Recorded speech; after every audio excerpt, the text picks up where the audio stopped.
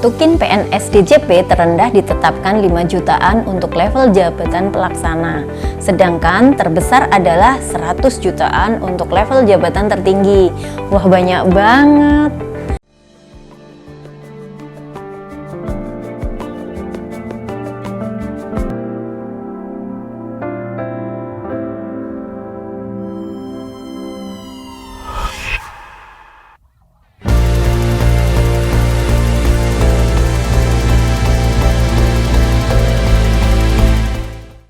Perjalanan di tahun 2022 ini rasanya menjadi hal yang membahagiakan bagi instansi perpajakan. Selain masyarakat Indonesia yang taat perpajakan, reformasi sistem perpajakan, para pegawai pajak juga menunjukkan kinerja yang bagus dan harga komoditas yang tinggi. Hal ini ditunjukkan dengan ketercapaian target pajak di tahun 2022 yang mencapai lebih dari 100% baik secara nasional, kantor wilayah maupun kantor pelayanan pajak.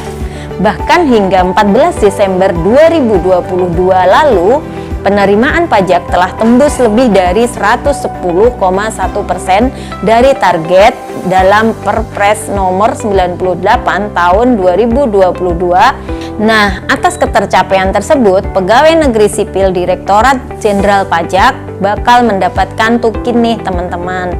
Hal ini diatur dalam Peraturan Presiden nomor 37 tahun 2015 tentang tunjangan kinerja pegawai di lingkungan Direktorat Jenderal Pajak. PNS DJP berhak mendapatkan bonus alias tunjangan kinerja atau tukin atas pencapaian tersebut. Selain itu, menurut Perpres nomor 96 tahun 2017, pasal 3B, pemberian tukin dilakukan dengan mempertimbangkan capaian kinerja organisasi dan kinerja pegawai. Tunjangan kinerja dapat diberikan paling sedikit 10% sampai dengan paling banyak 30% lebih tinggi dari besaran tunjangan kinerja yang tercantum dalam lampiran Perpres nomor 37 tahun 2015. Dengan realisasi penerimaan pajak kali ini, maka PNS DJP bakal menerima tukin penuh dari Menteri Keuangan. Dalam hal ini Ibu Sri Mulyani Indrawati. Berdasarkan Perpres nomor 37 2015, tukin PNS DJP terendah ditetapkan sebesar 5 jutaan untuk level jabatan pelaksana, sedangkan terbesar kisaran 100 jutaan untuk level jabatan tertinggi. Tapi tenang teman-teman, Bapak Suryo Utomo dari Direktorat Jenderal Pajak mengatakan bahwa pajak ini bukan hanya urusan duit masuk, tapi juga bagaimana pihak Dirjen Pajak mengamankan masyarakat wajib pajak yang terdampak COVID-19 tidak terjatuh terlalu dalam. Dan insentif kita jalankan. Insentif yang dimaksud Bapak Suryo diantaranya adalah PPh 21 atau pajak karyawan yang ditanggung oleh pemerintah atau DTP. Hal ini dilakukan pemerintah untuk memberikan daya ungkit perekonomian guna meningkatkan daya beli masyarakat. Ngomong-ngomong, teman-teman tahu nggak sih insentif pajak ini apa?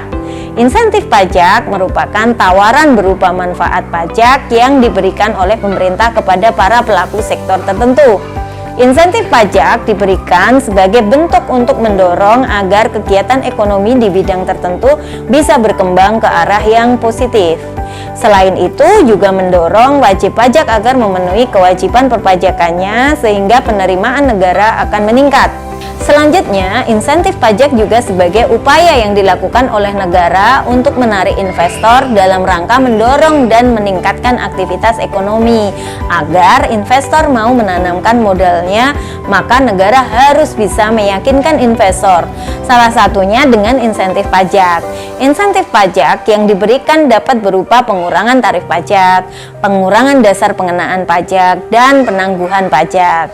Manfaatnya apa kira-kira teman-teman? Pertama, untuk membantu mengatasi dampak krisis yang diakibatkan oleh pandemi COVID-19.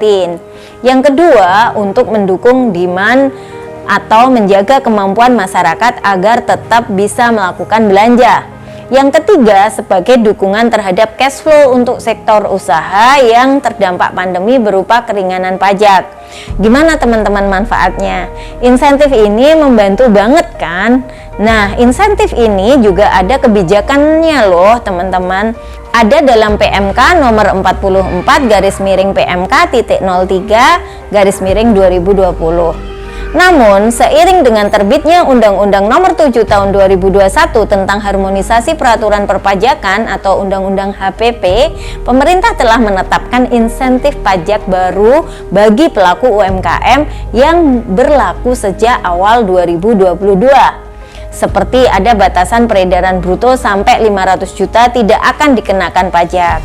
Insentif kesehatan kaitannya dengan penyerahan barang yang diperlukan dalam rangka penanganan COVID, pembebasan PPh 22 atas impor, dan fasilitas PPh bagi SDM di bidang kesehatan, insentif pajak untuk wajib pajak terdampak pandemi, pengurangan angsuran PPh 25, dan PPh final atas jasa konstruksi yang semuanya diperpanjang hingga akhir Desember 2022 ini. Wah, pemerintah sudah berusaha untuk memeratakan keadilan perpajakan juga ya. Bagaimana menurut teman-teman? Komen ya.